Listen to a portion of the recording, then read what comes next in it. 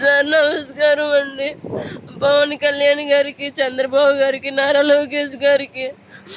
Sir నేనైతే కోవిడ్లో ఉన్నాను సార్. సార్ మీకు ఎంతైనా పుణ్యం ఉంటుంది సార్.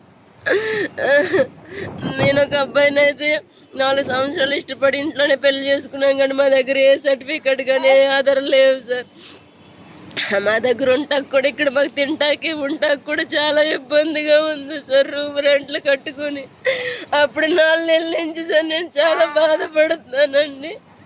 ఇన్ని ఎంబసీని సంప్రదించాను సార్. ఇన్ని ఎంబసీని సంప్రదించి డిఎన్ఏ రిపోర్ట్లు చేయించుకోమని చెప్పారండి. వాళ్ళే చెప్పాక వెళ్ళి చేయించుకున్నాను సార్.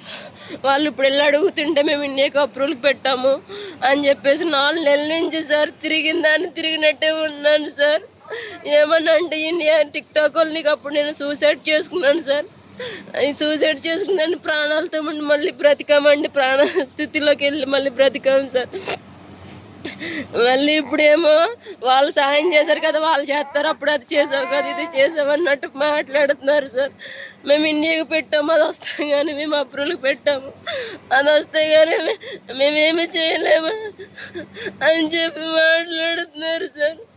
నా బిడ్డతో మీరే నన్ను ఇండియాకి రప్పించండి సార్, లేదంటే నా బిడ్డ నేను ఇక్కడ ఏదైనా చేస్తాను, చచ్చిపోతాను సార్. నా బిడ్డను వదిలిపెట్టి నేను రాలేకున్నాను సార్. నేను చేసిన తప్పే సార్.